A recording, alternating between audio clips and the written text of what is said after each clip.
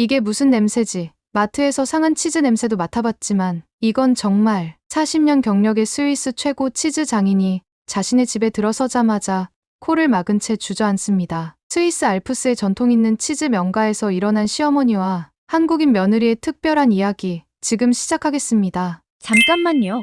1초면 가능한 좋아요 버튼을 눌러주시면 영상 제작에 큰 힘이 됩니다. 저는 스위스 알프스 그리에르 지역에서 3대째 치즈 제조업체를 운영하고 있는 엘리자베스 밀러입니다. 우리 가족은 1924년부터 이곳에서 전통 그리에르 치즈를 만들어 왔답니다. 남편과 사별한 후 25년간 혼자서 이 일을 해오면서 저는 치즈 만드는 일에 제 모든 것을 바쳤어요. 새 아이를 키우면서도 치즈 공방을 지켜야 했으니까요. 40년이란 세월 동안 이 일을 하면서 스위스 치즈 품평회 심사위원이 되었고 우리 치즈는 최고 품질 인증을 받아 전 세계 최고급 레스토랑에 납품했죠. 그 과정이 쉽지는 않았어요. 새벽부터 늦은 밤까지 치즈와 씨름하는 동안 아이들은 치즈 숙성실 한켠에서 숙제를 하고 놀았답니다. 큰아들과 둘째는 제가 바라던 대로 스위스 명문 대학에서 공부하고 좋은 직장에 취직했어요. 하지만 막내 마르쿠스는 달랐죠. 치즈 공방을 물려받기를 바랐던 제 뜻과 달리 추리히 금융가로 떠나갔어요. 그래도 전 이해했답니다. 어린 시절부터 치즈 냄새 속에서 자란 아이들이 다른 삶을 꿈꾸는 것도 당연하다고요. 발효식품을 다루는 전문가로서 저는 유럽의 수많은 치즈들을 보아왔어요. 프랑스의 로크포르부터 이탈리아의 고르곤졸라까지 강렬한 냄새의 치즈들을 수없이 맡아왔죠. 하지만 그날은 정말 달랐습니다.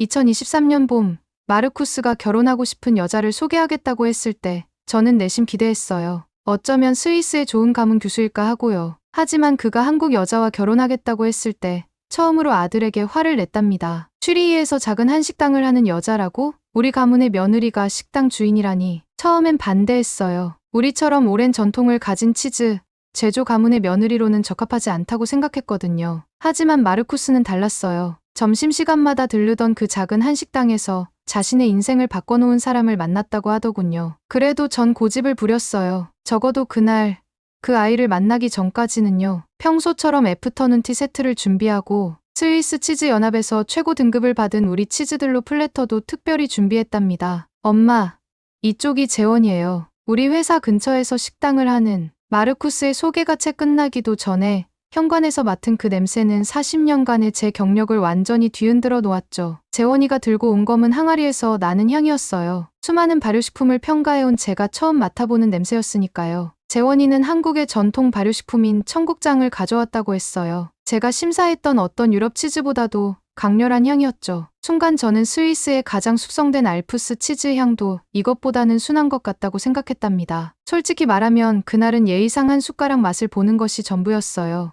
하지만 지금 생각해보면 그날이 제 인생의 큰 전환점이 될 줄은 몰랐네요. 알프스의 전통 치즈 제조법과 한국의 전통 발효 문화가 만나게 된 운명 같은 순간이었거든요. 그 이상한 냄새의 정체가 우리 가문 3대의 역사보다 더 오래된 위대한 발효 문화의 시작이었다는 걸 그땐 알지 못했답니다. 어쩌면 저와 비슷하게 음식으로 자신의 삶을 일구어온 그 아이의 이야기를 그때는 미처 알지 못했던 거죠. 결혼식이 끝나고 재원이는 매주 주말마다 우리 집에 왔어요. 스위스의 며느리들은 보통 독립적인 생활을 하지만 한국의 며느리들은 시댁과 자주 교류한다고 하더군요. 처음엔 그저 다정하다고 생각했답니다. 하지만 문제는 그때부터 시작됐어요. 재원이는 매번 검은 항아리를 들고 왔거든요. 된장, 고추장, 청국장. 이름도 생소한 발효식품. 25년간 치즈 품평회 심사위원을 하면서 단련된 제 후각이었지만 특히 청국장 냄새는 견디기 힘들었어요. 이제 식당은 그만두고 취리히에서 다른 일을 찾아보는 게 어떠니? 저는 은근히 재원이의 식당 일을 걱정하는 척했어요. 사실은 그 냄새나는 음식들을 더 이상 보고 싶지 않았던 거죠. 하지만 재원이의 대답은 예상과 달랐어요. 어머님,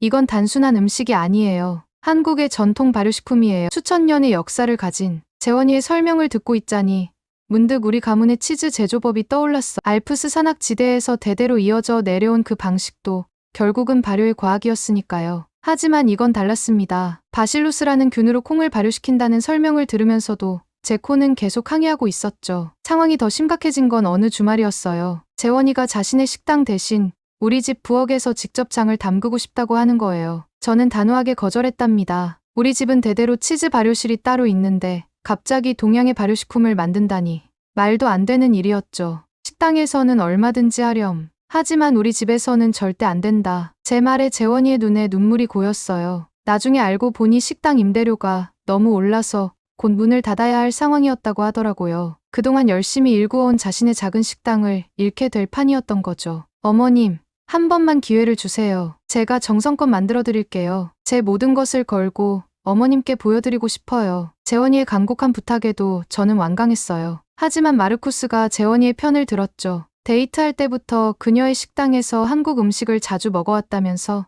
이제는 그 냄새가 구수하게 느껴진다고 하더군요.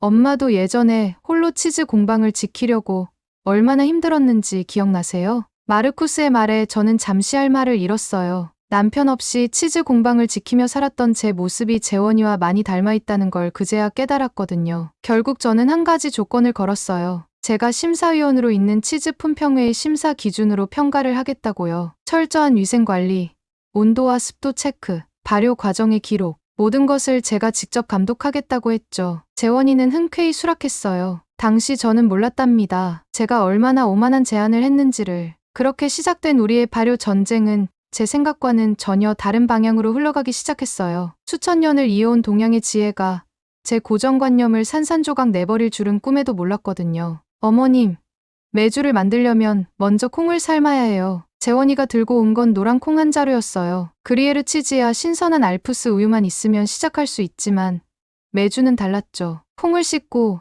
불리고 삶는 과정부터가 하나의 의식 같았어요. 재원이는 콩을 삶으면서도 계속 맛을 보더군요. 마치 제가 우유의 상태를 확인하듯이요. 알프스의 높은 습도 때문에 메주를 말리는 건 쉽지 않았어요. 결국 저희는 치즈 숙성실 옆에 별도의 공간을 마련했죠. 온도와 습도를 맞추느라 애를 먹었답니다. 재원이는 매일 메주를 살피며 곰팡이 상태를 확인했어요. 신기하게도 그 과정이 우리의 알프스 블루 치즈 제조 과정과 비슷해 보였죠. 어머님, 이렇게 하얀 곰팡이가 피는 게 좋은 거예요. 마치 치즈처럼요. 한 달이 지나고 메주가 완성되었을 때 저는 처음으로 한국의 발효 과학에 감탄했어요. 재원이는 소금물을 부어 장독에 메주를 담그기 시작했죠. 하지만 스위스의 날씨에서 전통 방식의 장독대는 불가능했어요. 대신 우리는 치즈 숙성실의 기술을 응용했답니다. 어머님, 치즈를 숙성할 때처럼 온도와 습도를 맞추면 되지 않을까요? 재원이의 제안은 신선했어요. 우리는 치즈 숙성실의 온도 조절 시스템을 참고해서 장을 담그는 특별한 공간을 만들었죠. 10에서 12도의 일정한 온도,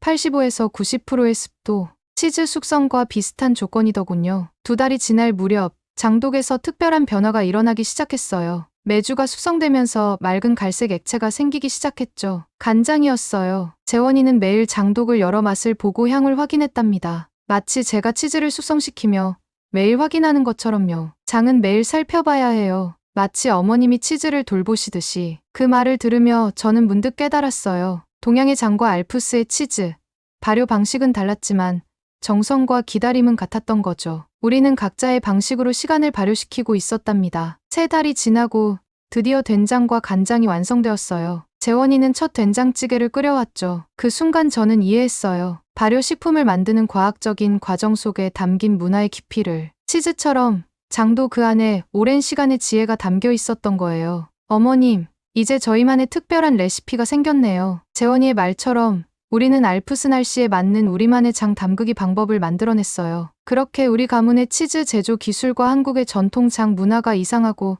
특별한 방식으로 하나가 되어갔답니다. 하지만 모든 변화에는 대가가 따르는 법이었죠. 우리의 특별한 실험이 가족들 사이에서 불만을 일으키기 시작했어요. 처음에는 불편한 시선이었다가 곧 직접적인 항의로 이어졌답니다. 어머님, 이제 그만하세요. 이 냄새 때문에 애들이 친구들을 집에 데려올 수도 없다고요. 큰며느리 캐롤린의 항의는 예상치 못한 것이었어요. 재원이가 장을 담그기 시작한 지 한 달쯤 되었을 때였죠. 캐롤린은 스위스 은행장의 딸이었고 제시카는 유명 제약회사 부사장의 딸이었어요. 두 사람은 처음부터 식당하는 동양 여자를 가족으로 받아들이기 힘들어했답니다. 어머님, 이번 주말 가족 모임에는 저희 아버지도 오시기로 했어요. 부디 그날만이라도. 제시카의 말에 숨은 뜻을 알아챘어요. 재원이가 오지 않았으면 하는 거였죠. 캐롤린과 제시카는 주말마다 아이들을 데리고 놀러 오곤 했는데 점점 발걸음이 뜸해지더니 결국 이런 날이 왔답니다. 어머님, 저희도 이해해주세요. 동양 음식 냄새 때문에 이웃들의 항의도 있었어요. 게다가 식당 일하는 사람이 저희 아이들 친구 부모들의 시선도 좋지 않아요. 제시카도 캐롤린의 편을 들었죠. 두 며느리는 재원이를 만날 때마다 은근히 무시했어요. 가족 모임에서도 재원이를 식당 종업원 대하듯 했고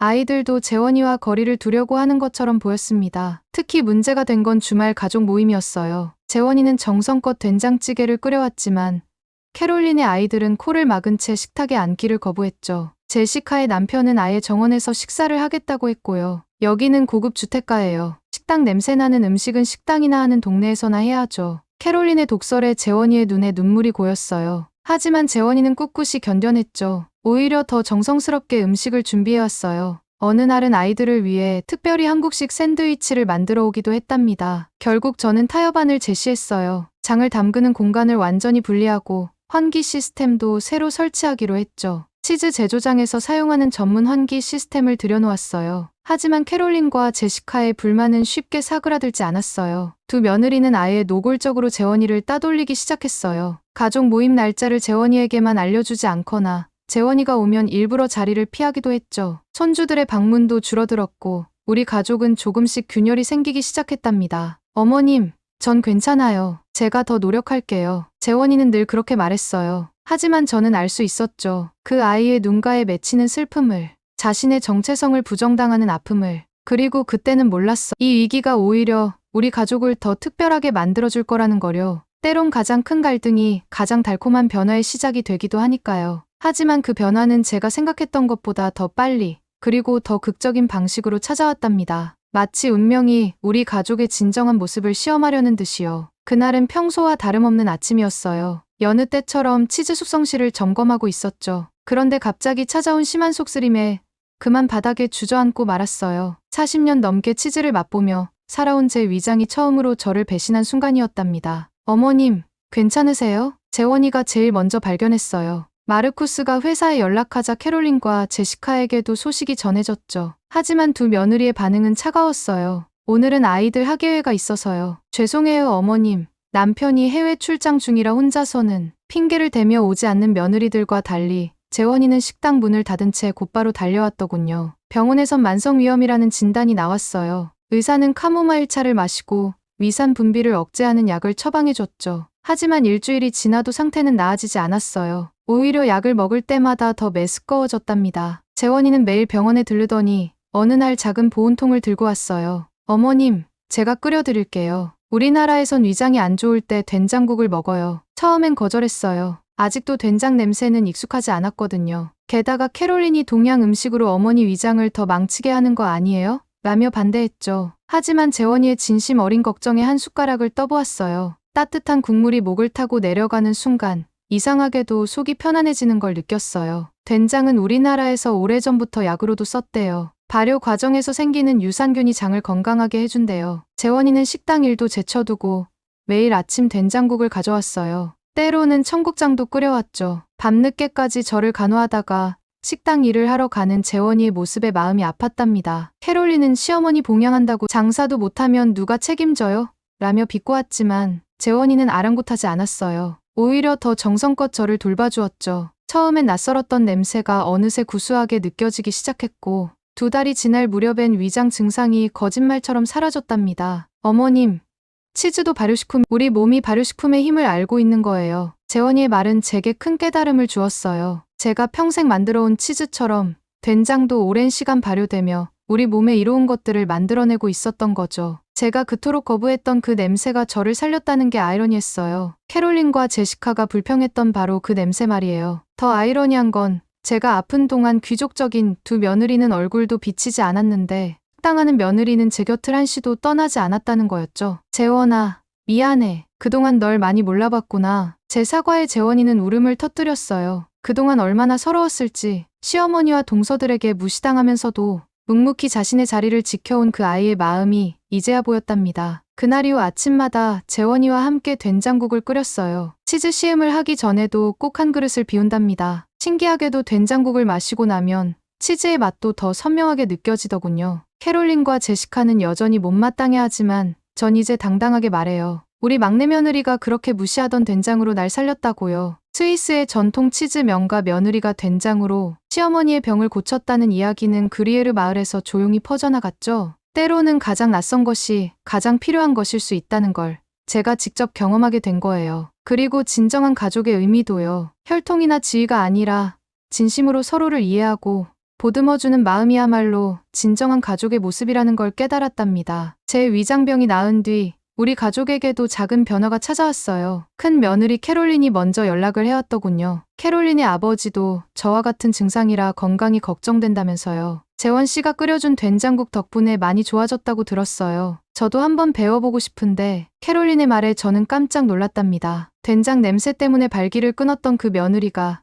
이제는 직접 배우고 싶다고 하다니요. 제시카도 얼마 후 같은 제안을 해왔어요. 그렇게 시작된 새며느리의 요리 수업은 우리 가문에 특별한 변화를 가져왔어요. 재원이는 된장으로 치즈 소스를 만들어 파스타를 해냈고 캐롤린은 된장을 넣은 비프 스튜를 선보였죠. 제시카는 청국장 가루를 넣은 스콘을 만들어 모두를 놀라게 했고요. 어머님, 이건 어떠세요? 그리에르 치즈와 된장의 콜라보레이션이에요. 어느 날 재원이가 들고 온 새로운 치즈 요리는 저를 깜짝 놀라게 했어요. 숙성된 그리에르 치즈에 된장을 섞어 만든 딥소스였죠. 처음에는 의아했지만 맛을 보는 순간 번개처럼 스쳐가는 깨달음이 있었답니다. 그리고 이제 우리 가문의 치즈 공방에는 특별한 제품이 하나 더 생겼어요. 퓨전 된장 치즈 스프레드랍니다. 스위스 전통 치즈의 깊이와 한국 된장의 구수함이 만나 탄생한 새로운 맛이죠. 처음에는 낯설어하던 손님들도 이제는 이 특별한 맛을 찾아 일부러 우리 공방을 방문한답니다. 지난달에는 스위스 치즈 품평회에서 가장 혁신적인 치즈 제품상을 받기도 했어요. 어머님,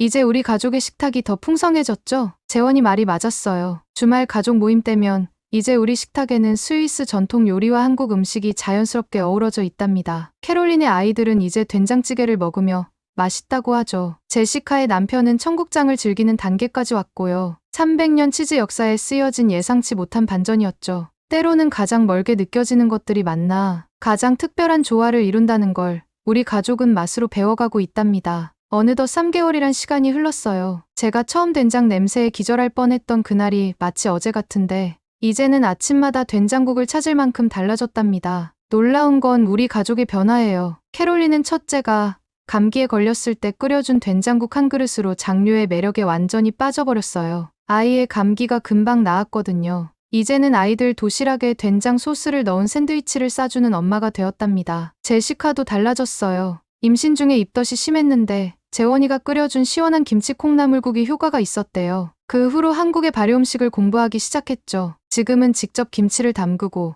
고추장 비빔면을 즐긴답니다. 어머님, 이제 저희 집 냉장고에도 장독대가 생겼어요. 며느리들의 장독대 자랑이 시작되면 한참이에요. 손주들도 이제는 할머니, 된장찌개 먹고 싶어요라고 조르곤 하죠. 어느 날 우리 마을 치즈 축제에서 특별한 일이 있었어요. 제가 한국의 된장으로 맛을 낸 그리에르 치즈를 선보였는데 뜻밖에도 많은 분들이 관심을 보이셨죠. 이런 맛은 처음이에요. 정말 특별하네요. 축제에 오신 손님들의 반응이 좋았던 덕분일까요? 얼마 후 스위스 치즈 연합회에서 저희 가족 이야기를 들려달라는 제안을 받았어요. 스위스 전통 치즈와 한국 장류의 만남이라니 꽤 흥미로운 주제였나 봐요. 발표장에서 저는 우리 가족의 이야기를 들려주었어요. 처음에는 낯설었던 냄새가 어떻게 우리 가족을 하나로 만들었는지, 서로 다른 문화의 발효 지혜가 어떻게 새로운 맛을 탄생시켰는지를요.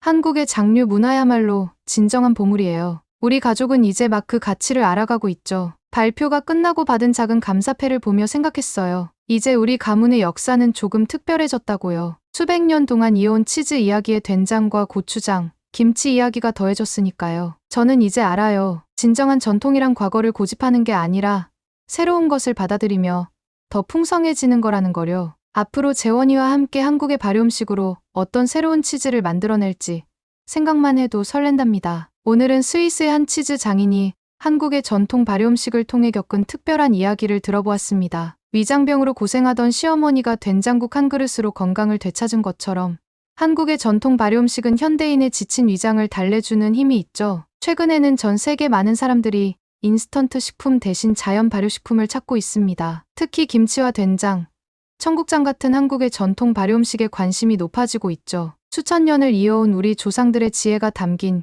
이 건강한 맛이 이제는 세계인의 식탁에서도 그 가치를 인정받고 있는 것 같아 뿌듯합니다. 여러분은 한국의 전통 발효음식에 대해 어떻게 생각하시나요? 여러분만의 특별한 경험이 있다면 댓글로 함께 나눠주세요. 감동뭉클에서는 여러분의 소중한 마음을 모아 사연 주인공들에게 전해드리고 있습니다. 여러분 주변에 감동적이거나 재미있는 실제 사연들을 제보받고 있으니 언제든 저희 공식 메일로 제보해주세요. 오늘 들려드린 사연에 공감하셨다면 구독과 좋아요 눌러주시고 주변 분들과도 공유해주세요. 여러분의 작은 관심과 응원이 더욱 좋은 콘텐츠를 만드는데 큰 힘이 됩니다. 오늘도 여러분의 하루의 작은 즐거움이라도 되었기를 바라며 지금까지 감동뭉클이었습니다. 끝까지 시청해주셔서 감사합니다. 다음에 더 감동적인 사연으로 찾아뵙겠습니다.